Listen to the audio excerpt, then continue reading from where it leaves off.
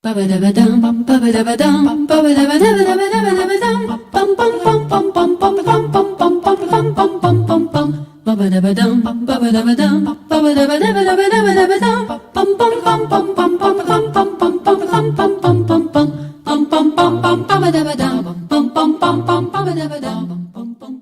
very pleasant good morning, good afternoon, good evening, magandang umaga po, magandang tanghali, magandang hapon, at magandang gabi sa inyong lahat. Saan man kayo sa mundo at dito sa ating bayan ng Pilipinas, wherever you're located and whatever time zone you're in, this is your hour, and I'm Rita Gadi.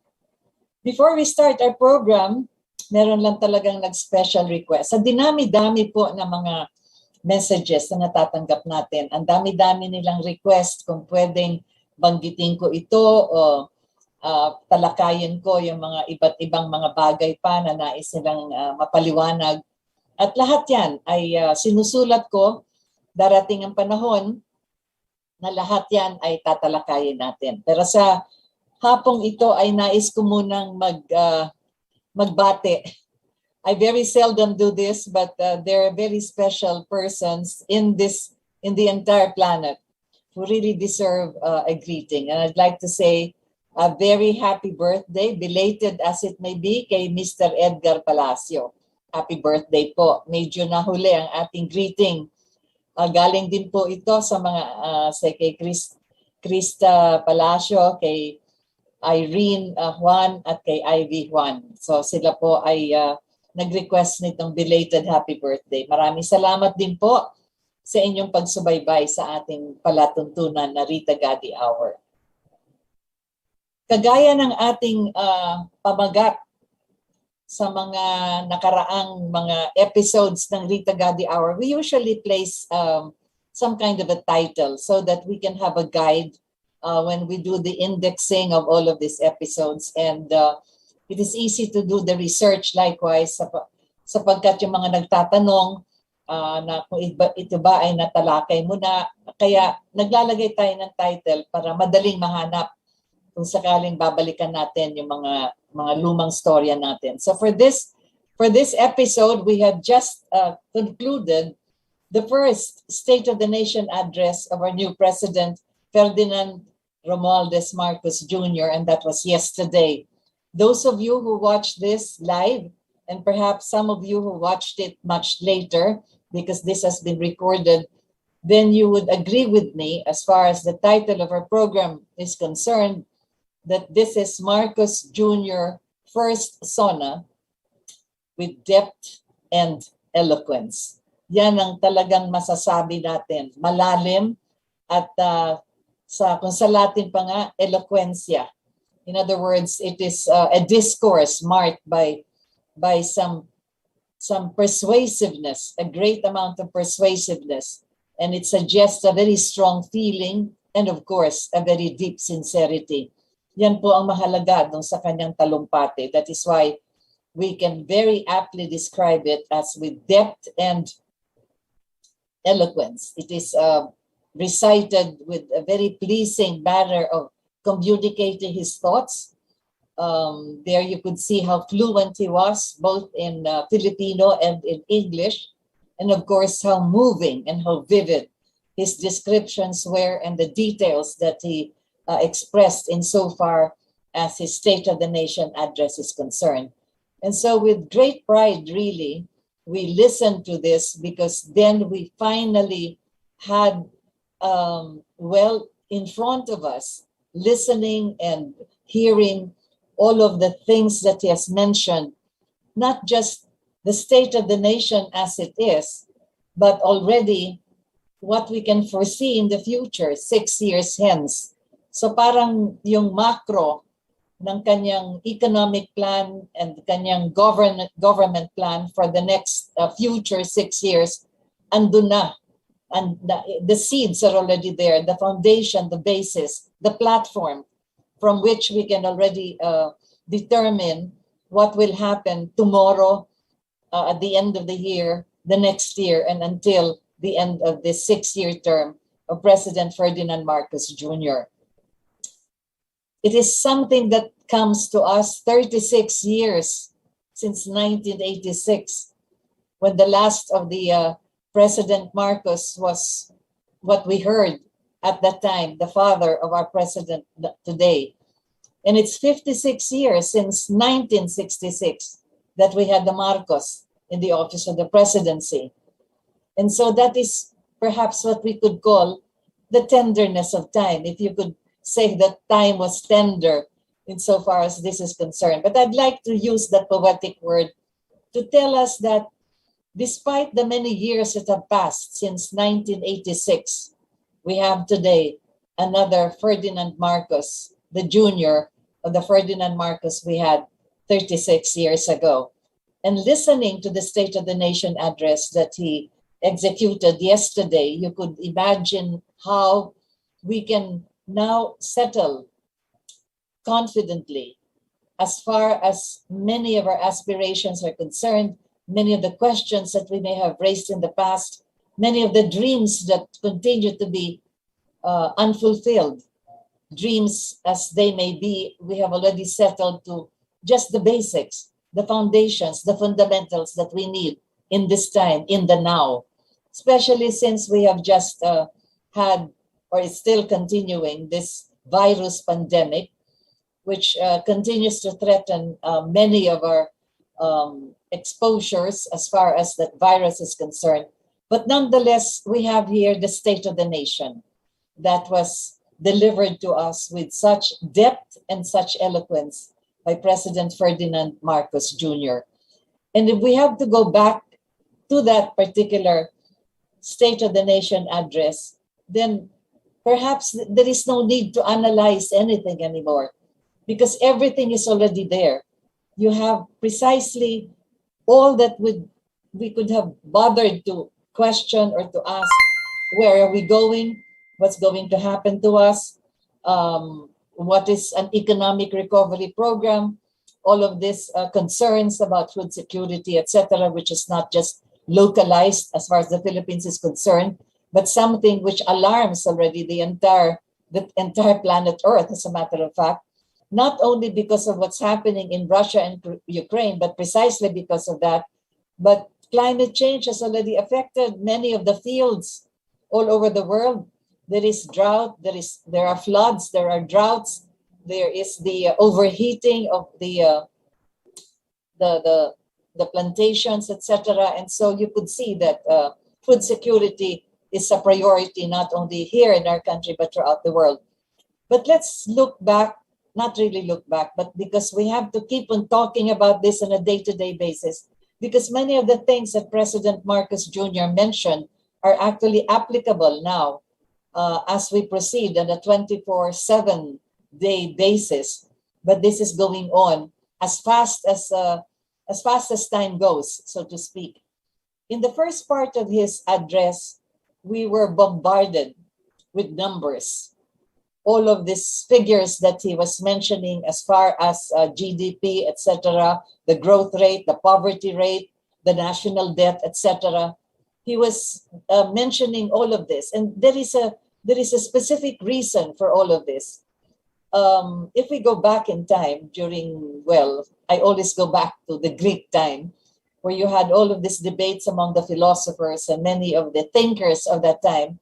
They were trying to look at what really is the essence of life, what is the foundation of how we can call living, actually. So you had the philosophers, you had Aristotle, Plato, Sophocles. You had the Greek writers, the tragedians, as they call it, the Greek comic writers, the Greek tragedy writers, all of this during the time.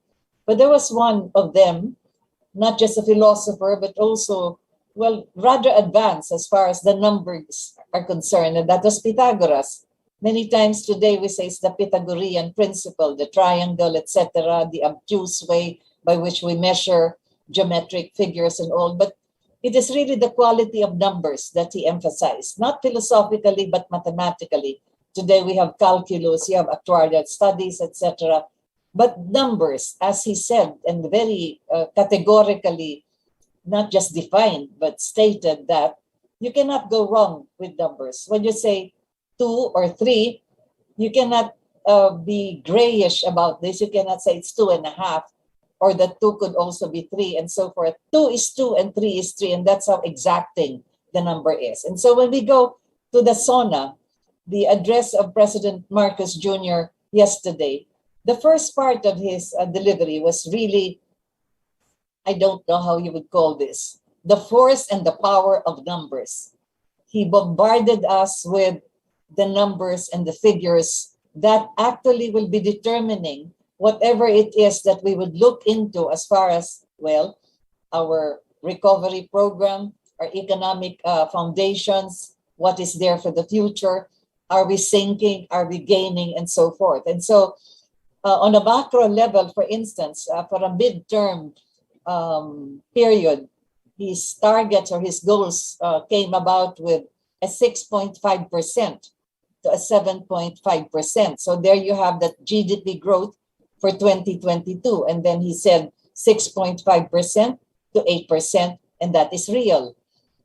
In other words, achievable and something that we can be able to sustain and maintain. Then he also mentioned something about the GDP growth, the gross domestic product, as you would call it, the GDP growth to 2023 to 2028. So there you have the projection until the end of his term in 2028. And that during this period, there is a cutting of the poverty rate to 9% by 2028. So you could see the progression that he was already announcing to us. Briefly, just by the numbers alone, you could see where the programs of government are going. Then he comes to the national debt. 3% national debt, the GDP ratio by 2028, less than 60%, the national government debt. And by GDP ratio by 2025, he said something to the effect that $4,506 per capita income is what would be determined, and that is the upper middle income level by the year 2024. So you could see that by the numbers alone, he is already telling us that this is where we are going, and that is where the government is projecting growth and development and all other programs directed towards those ends. And then, of course, the oil prices. He mentioned this, and these are, well, he also qualified this by saying that circumstances and events happening outside of our control, but which affects us nevertheless, because oil prices, President Marcos Jr. mentioned, ranging from $90 to $100 per barrel. And in 2022, down to 70 to 90 by 2024 and onwards. So he's also expecting that it will not just be rising, there will also be a downswing for this. And as a matter of fact, over the past several weeks, we've already experienced how there has been, well, the rates, however small they may be, as far as the price of petrol is concerned, this is being announced. Today, for instance, there will again be some ratio of a percentage going down as far as the cost of petrol is concerned. And then he also mentioned the peso-dollar rate to average from 51 to 53 pesos in 2023, which is actually happening now, for 2022 rather, which is actually happening. And then from 51 to 55 pesos, hopefully by the 2023, that is exactly what he was trying to mention here. So you could see there are many other figures that you mentioned, but that was the first part of the address of President Marcos Jr. And as I've said, well, if you've noticed, that was the period while he was talking about all of these figures, the spectator was absolutely silent. There was nothing as far as reaction is concerned. There was no applause, maybe because it was said quite graphically that it took a while for them to be able to digest the movement of these numbers as already programmed, and how this would be the entirety of the development program that he has tasked the NEDA, his economic cluster of all of the finance officers that he has already appointed.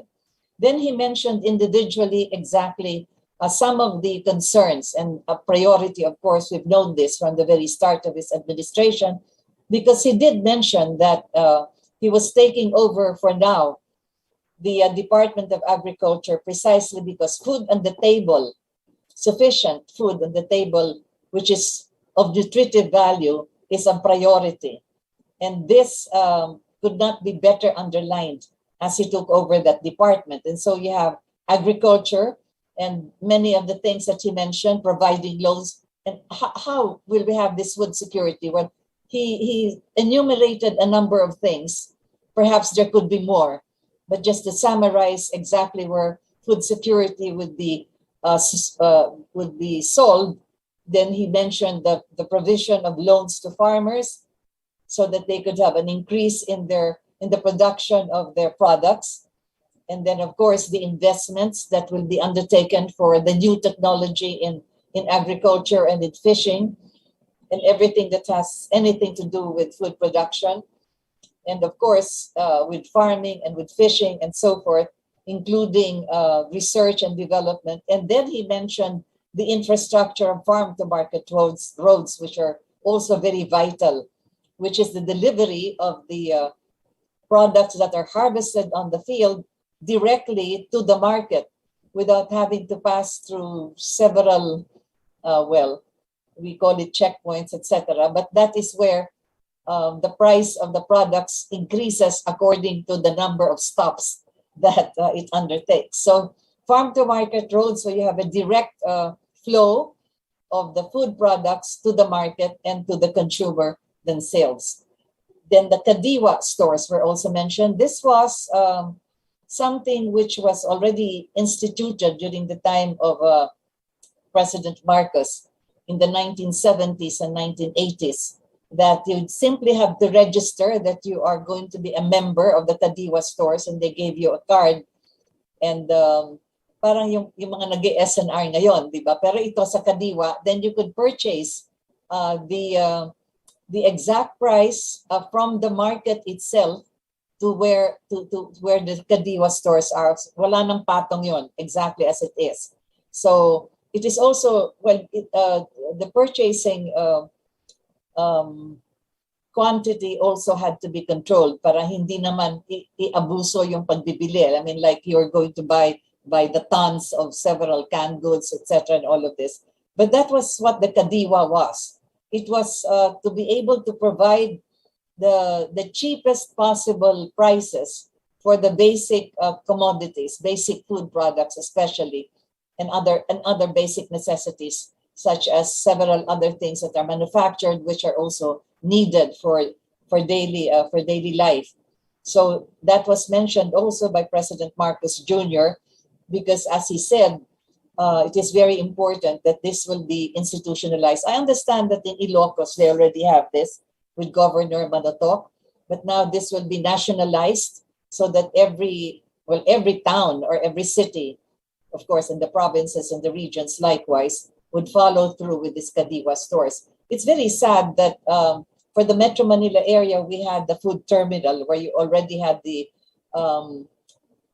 place where you could have the refrigeration for the products that would need refrigeration. Then of course you had the transport that was loaded and unloaded there in the food terminal, and these were distributed to the different Kadiwa stores. So that was also mentioned. I'm just going back in time where this is coming from. And personally, I could say that I was a member of the Kadiwa stores, and that was that was our grocery, as a matter of fact.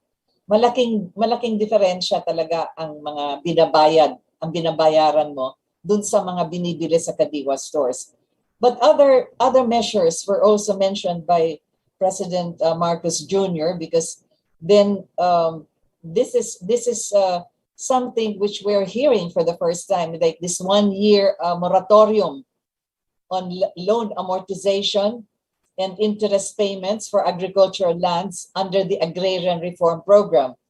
So nakita natin dito na maraming mga magsasaka na nabigyan na ng lupa under the Agrarian Reform Program na hindi nila na kaya ng bayaran yung kanilang amortization at yung kanilang payment ng interest.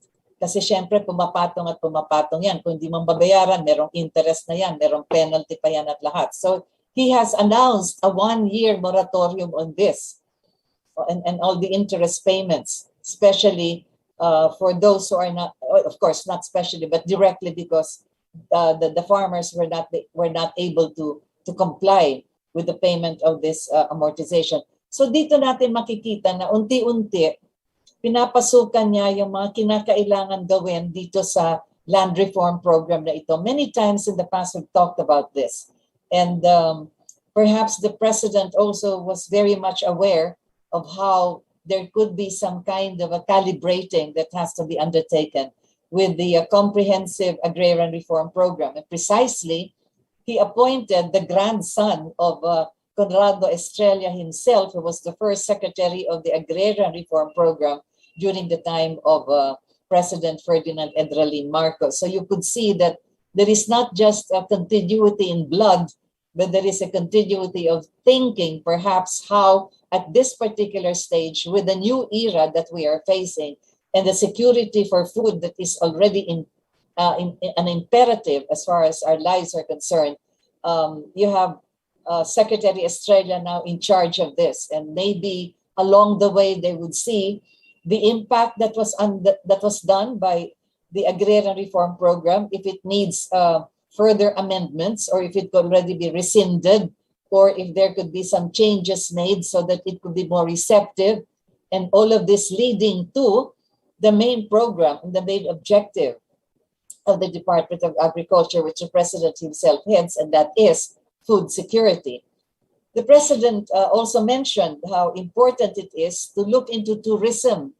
We have seen countries all over the world who do not have as wealthy natural resources as we do, but they are so advanced as far as their economy is concerned because of tourism. Spain, for instance, and several other countries in Europe and several other island countries that rely heavily on tourism, because then, as President Marcos Jr. also elaborated, there are so many attached industries, and big and small and medium and micro industries attached to tourism with no exception whatsoever, because everything else that involves the kind of livelihood that you could attach to tourist areas and tourist spots is really going to be beneficial. So that is how important it is to mention tourism in the sense that he did consider not just the infrastructure for this, but also the improvement of our airports, our seaports, so that we do not simply congest the Manila International Airport here, but that we can have more airports that can accommodate as many tourists as could possibly come.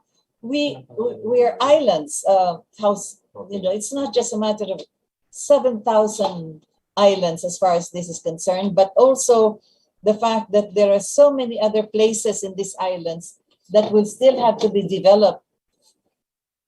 And that is why it is important that tourism was mentioned by the president as not just a dollar earner for us, but also the subsidiary and the complementary businesses and other industries attached to it. So that is why he had to mention tourism. And of course, the newly appointed tourism secretary, her face was briefly flashed on camera, and you can imagine how a greater responsibility is on her shoulders. But then, of course, as the president has mentioned, this is really very important in the enhancement of not just the beauty of our country, but everything else that is attached to not just the natural resources, but all the other livelihood activities that would be benefited by these tourist areas. And then, of course, health and this virus that is still hovering around us like an albatross is still there. And he mentioned that he will no longer require any lockdown again, because we really suffered through this 2-year period where there was no movement or activity at all. So we are now on level 1 as far as health protocols are concerned, and that will continue. And hopefully that with the administration of continuous administration of the vaccines and the booster shots, we will be able to quell this virus pandemic, if it is still considered as a pandemic, and other viruses that may be coming. Oh my goodness, that is where President Marcos Jr. segued to a virology institute, which is very important, not just with the Department of Health, but perhaps a separate body that will really study. We already have a division in the Department of Health for tropical diseases, etc. But now we have other viruses coming, not just from the tropics, but everywhere else, hovering in the atmosphere. So that is why a virology institute is so important, which is scientifically based and on which we can also be able to determine how we're going to respond to this. Attached to that, again, we have the need to have more of these hospitals, rural health units in the barangays, in the towns and cities, and then hopefully the building of other tertiary hospitals meaning the more advanced medical treatment and applications, such as what we have here in the heart center, in the kidney center, and in the lung center, together with the Children's Hospital for Special Diseases, and then of course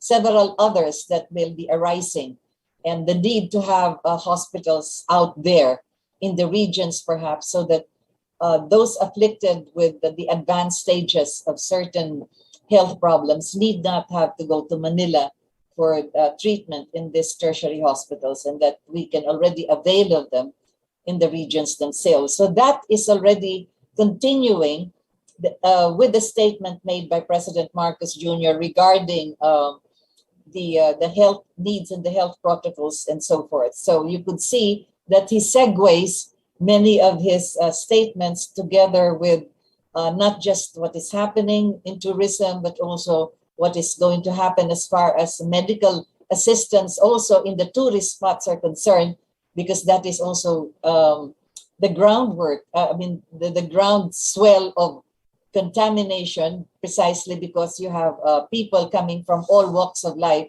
that will be commingling in those areas. So that is why medical facilities are also necessary. Then the president segued now to the health protocols in education, when it has been announced early on by Vice President and Secretary of Education Sara Duterte that face-to-face will now start this coming school year, and that means that majority of our students will be entering their classrooms and will be interacting with their classmates finally after 2 years being isolated at home.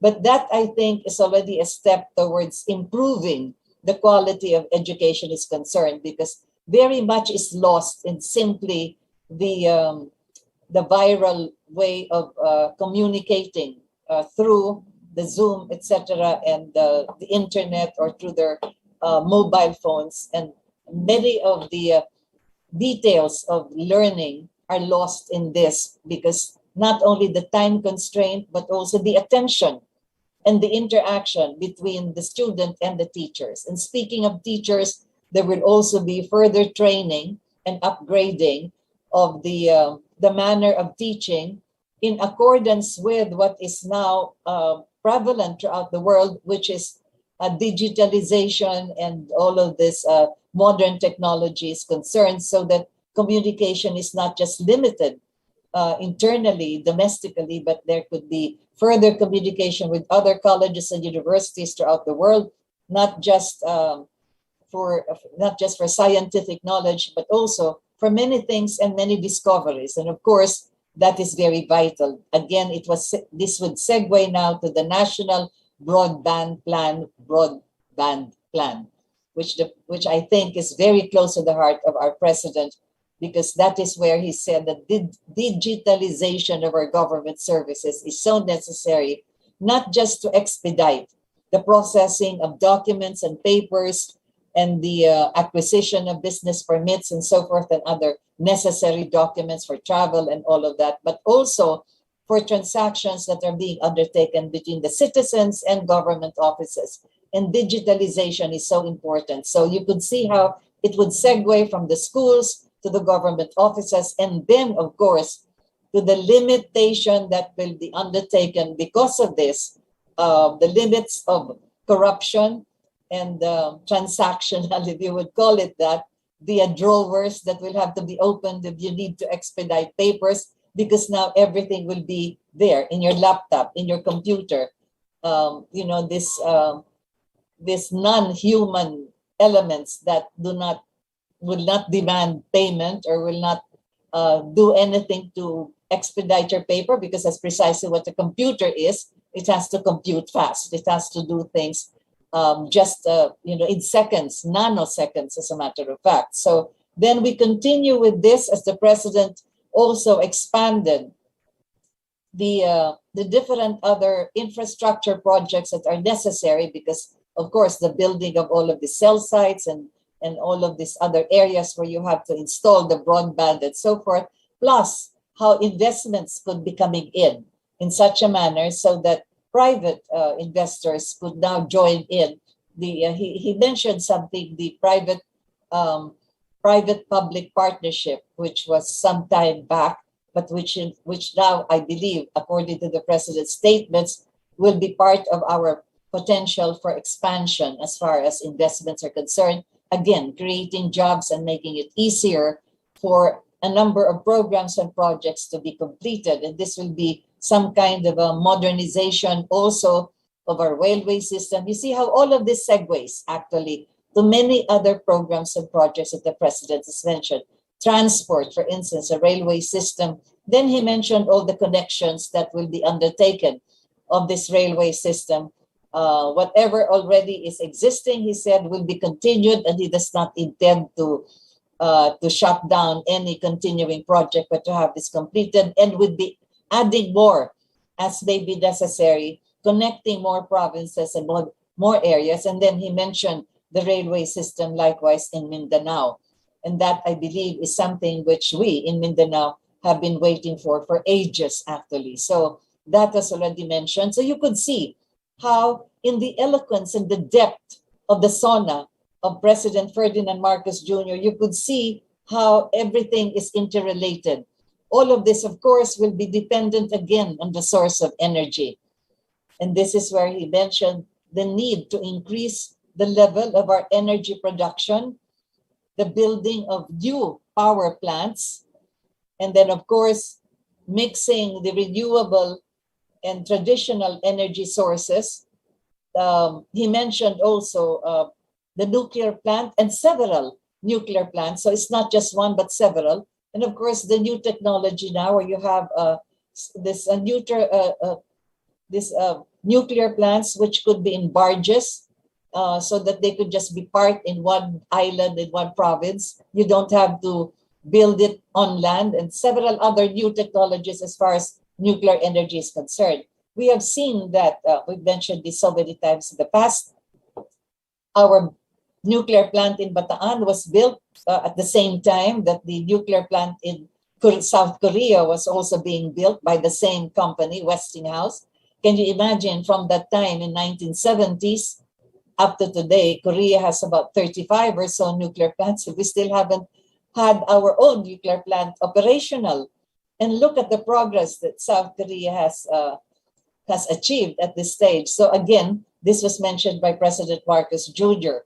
because all of this energy sources and the potential impact of greater energy that sources will provide not just a revival of industries, but also progress as there would be the improvement also of transmission and distribution. And you could see here how the president is moving into, well, later on we will mention all the different bills that he would want passed, and he mentioned the APIRA law. So here we have a polite way of saying that a review, an amendment, or possible rescinding or whatever else it may be going to, the APIRA law has not served as well because it has only benefited billions of income for those controlling our energy sources but it has bled us dry as far as the payment of all of these electrical sources are concerned. So again, the president mentioned how important it is that energy will also be taken into consideration. And he mentioned this as one of the bills that he would want Congress to undertake. I will go into that later on. But you see how interconnected his address was, because all of this, he said, should take into consideration the ecology. He did not mention the word ecology as is, but went into the international phrase of climate change. Well, I debated on this some time back because climate change has been there from the beginning of the world. I mean, the changes in climate is something that is not within our control, but there are certain aspects in the way we produce things that are under our control, such as the carbon monoxide, etc., that are emitted coming from coal and coming from other industries, coming from our vehicles and other garbage that is not properly dispensed with. So all of this, the president took note of, mentioning it as climate change, but actually he's referring to the entire balancing of our ecology. And that, I think, is very vital. How many times in this world we have had conferences and meetings and different, they go by different names, but they are all related to the ecology, to climate change, to what we should do as far as carbon prints are concerned, and all kinds of other matters that involve really the destruction of the ozone layer, so that puncturing this has caused, well, the changes in the atmosphere, so that we have rains that would last for 3 months, we have droughts that would last also for half a year, and then we also have floods that actually not just denude our forests, but also the lowland fields and plantations, which again would be the sources of food production. Then he mentioned something which I think was something so tender and so eloquently said when he talked about our overseas workers and telling them, coaxing them with the words, remember that your government is your home. I have never heard this before. Perhaps I may be wrong, but I have not heard the phrase addressed to the overseas workers as the government is your home. You see how valuable home is as far as society is concerned. The family is the basic unit, and the family is sheltered in the home. And when he spoke of the government as the home of the overseas workers, it is like welcoming them into the care and the compassion and the attention that will be given by government to them. As a matter of fact, he did mention that the new department for migrant workers secretary will be proceeding to the Middle Eastern countries and will be discussing with her counterpart in their Department of Labor and overseas workers exactly what kind of contract would be valuable for them and would be beneficial for the overseas worker. And that would be the protection that is so much needed by our overseas workers. So you could see how big importance, how significant the importance President Marcos Jr. has provided for the overseas workers, including their children, so that they could be able to not just be supplied with all the dollars that their parents are earning, but be supplied with the kind of proper education that they deserve and should have, considering the fact that government is there as their home, as the surrogate parents taking care of them, in the same manner that the government also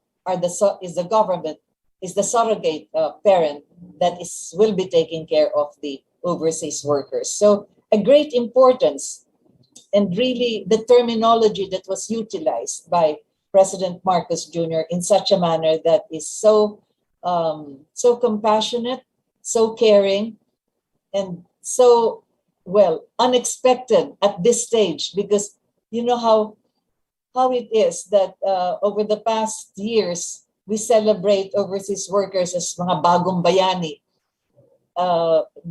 heroes and so forth. But that is so it is like just giving them a title and acknowledging them for the remittances that they bring into the country. But for them to have the government as their home is really something which can come from a very compassionate leader. And that is exactly how President Marcos Jr. expressed this. And then, of course, where does all of this come from? We still need to do something with the budget, and then tax reforms are so necessary. He mentioned this so many times. The value system we have for real estate, etc. Oh, marami yan. It's a whole volume of tax reforms that will have to be utilized to be able to expedite not just tax collection, but to improve tax collection and to make it easier for the taxpayer to remit payment for certain items that need to be taxed. So you have that, and it's very important that the president has mentioned this, because saan nga manggagaling lahat itong mga programang ito kung walang pera ang pamahalaan at kung hindi ba maayos ang tinatawag ng tax collection, and of course the facilitation of all of these tax documents. Kasi kung talagang papalit-palit yan over the years, if you see your internal revenue documents every year, every 2 years or so nagpapalit. So I think now they're going to be doing this more systematically and easier for the taxpayer and so forth. So again, all of this, the president has mentioned so many other things, such as the water system. Again, pinapasukan na naman niya yung mga basic services na kinakailangan tingnan sapagkat napakalaki nga ng binabayad natin sa tubig.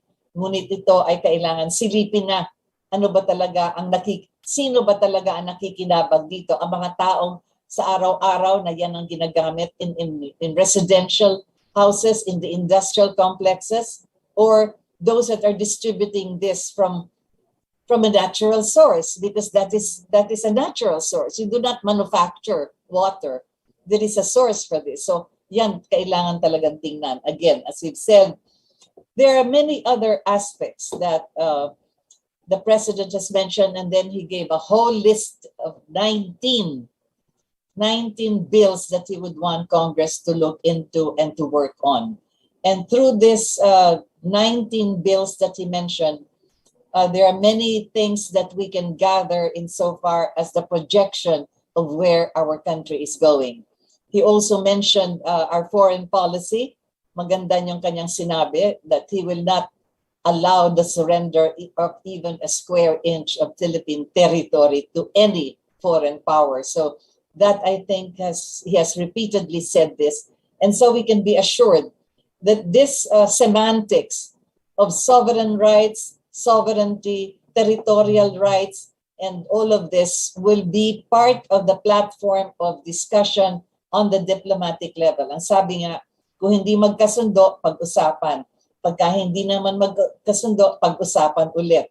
Instead of having an actual conflict or violence as far as misunderstanding is concerned, then there is always the platform of sitting down and talking about this. And you could very well gather that with the eloquence and the depth of the way President Marcos Jr. has executed his State of the Nation address, that would also be the manner by which he would be sitting down with foreign governments and foreign heads of state to discuss, to debate upon, and to determine with firmness exactly where the Philippines stands as far as territory, sovereignty, territorial rights, etc. are concerned. At ito naman ang pinag-uusapan dyan, which is of course the South China Sea. He did not anymore elaborate or mention this in detail.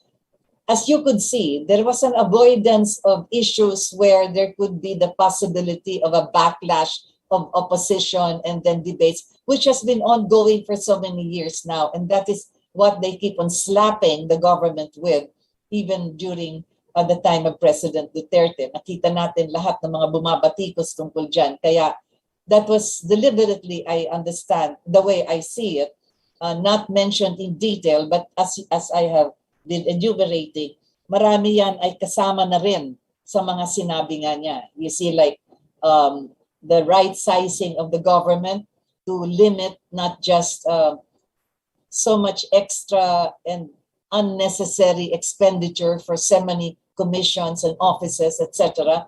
But that what is going to be tackled would just be the right kind of personnel and bureaucracy that would make government run effectively, efficiently, and frugally, in the sense, because talagang kailangan magtipid para yung mga kinakailangan na pondohan, kagaya nga ng sa health services at lahat ng yan, doon pupunta yung mga extra na hindi naman kailangan magdagdag pa ng mga personnel and so forth. So you could see how all of this are interrelated, plus what he mentioned about the budget for the armed forces of the Philippines. Again, not mentioning the BARM, for instance, kasi ilang beses na rin na-postpone yung election dyan.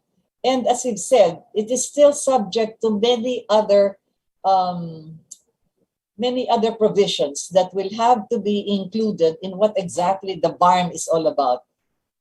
Just as a side comment on this, I've mentioned this so many times, kasi kung titingnan nga ninyo, ano ba yung sambayang teritoryo na yan, ng Bangsamoro na yan, hiwa-hiwalay sila. So I don't know if there is the possibility of going back again to the Tripoli Agreement, which was undertaken by Imelda Romualdez Marcos at the time that she met with the President Muammar Gaddafi, and how they were threshed out together with President Marcos and Colonel Gaddafi. A Tripoli Agreement where you have contiguous provinces, and you're not dividing the people or dividing religions, but having them as an autonomous region.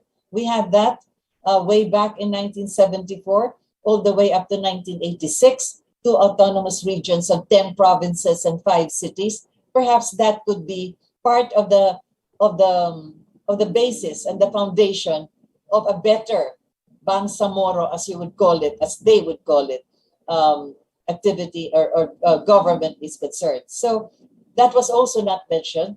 And all of this discussions on the National Democratic Front or the New People's Army, etc., and all of this, I would want to believe that this is now going to be undertaken in the Office of the National Security Advisor, together with the office of those that were already involved in the localized dialogue that they have had in the past.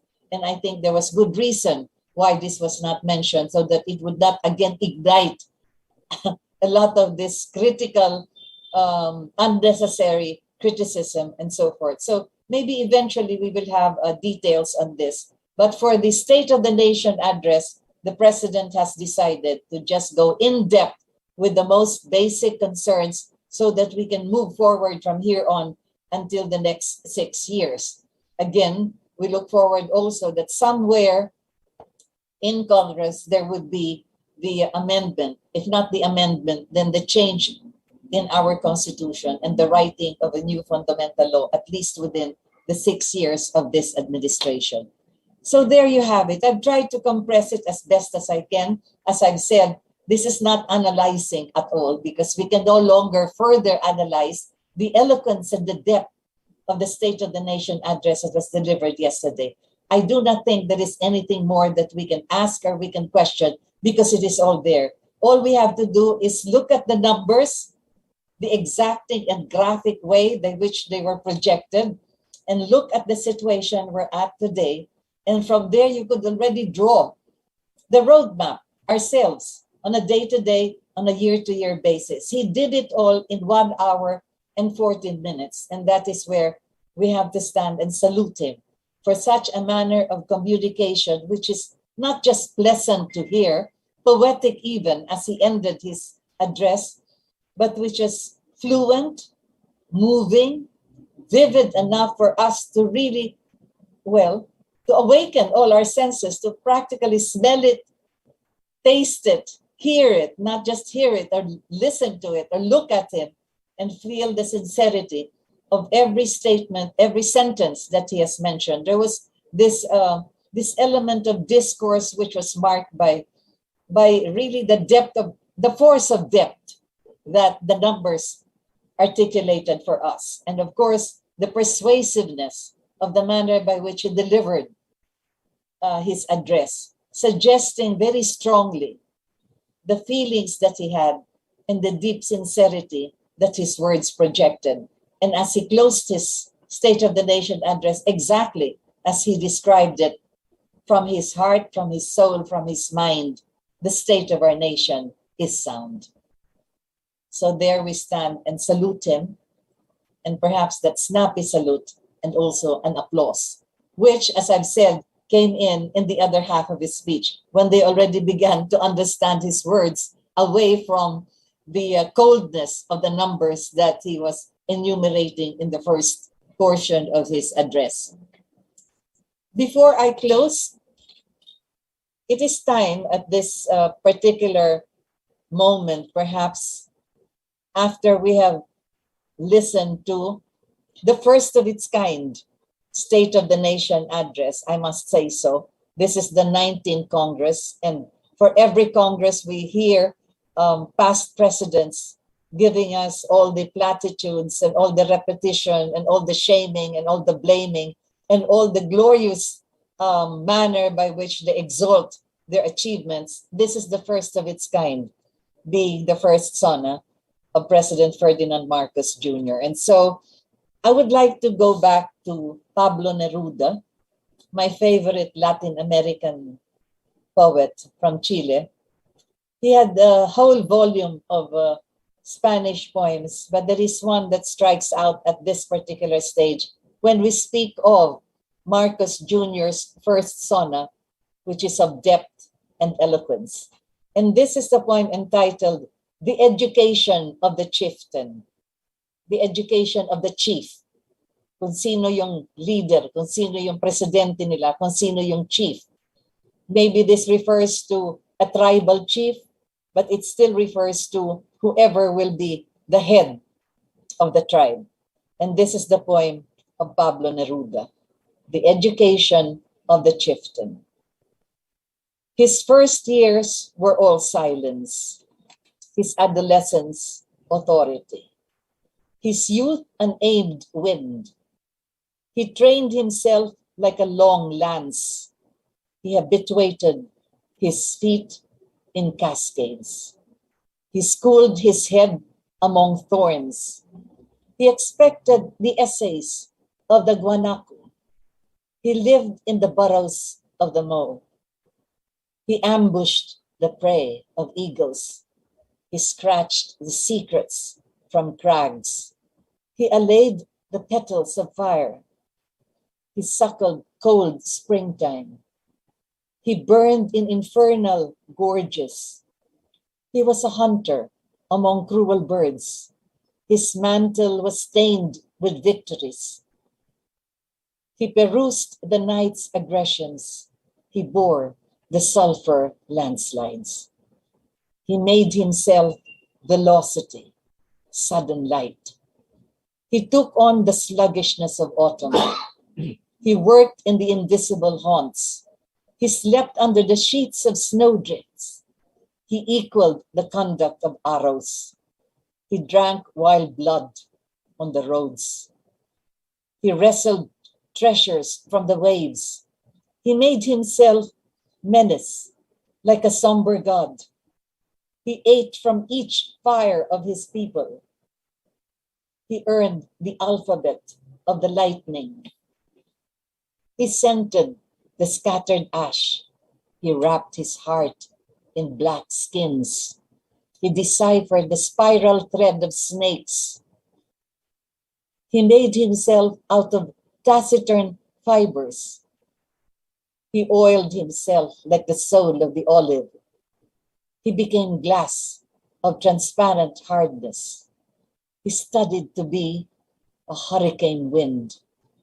He fought himself until his blood was extinguished. Only then was he worthy of his people. That was the education of the chieftain. And so we began with time giving its tender mercies to us. 36 years since 1986, 56 years since 1966. Now we have this time, the tenderness of time for this young man, Marcos Jr., our president, and the first State of the Nation address that he delivered yesterday, Pablo Neruda, and the education of the chieftain. So that is how it goes. Before we close, I'd like to look over some of those who've joined us instantly as we open this program this afternoon. This is from Rodora Cubatong. Napaka-aliwalas naman ng background niyo po. Thank you very much. This is just as pleasant a garden could be. We have those joining us, Elizabeth Bangayam, watching from Mon Mejia, watching from Saudi Arabia. Our new secretary from the Department of Workers will be proceeding there shortly. Then we have not just in Saudi Arabia, several other countries in the Middle East.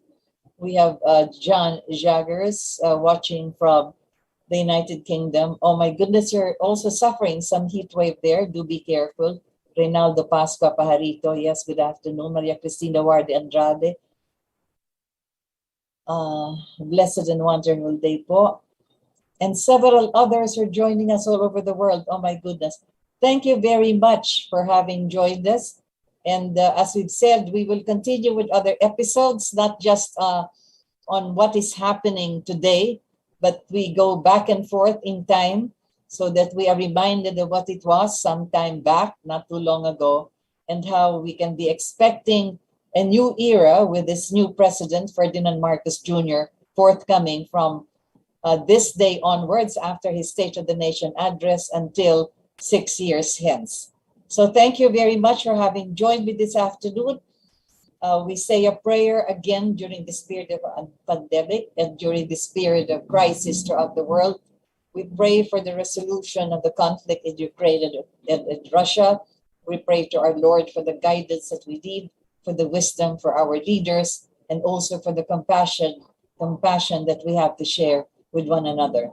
Again, thank you very much, dear Lord, for all the blessings that we have received, and do continue to guide us as we proceed with our daily lives. Amen. This has been your hour, and this is Rita Gadi. Thank you for having joined me.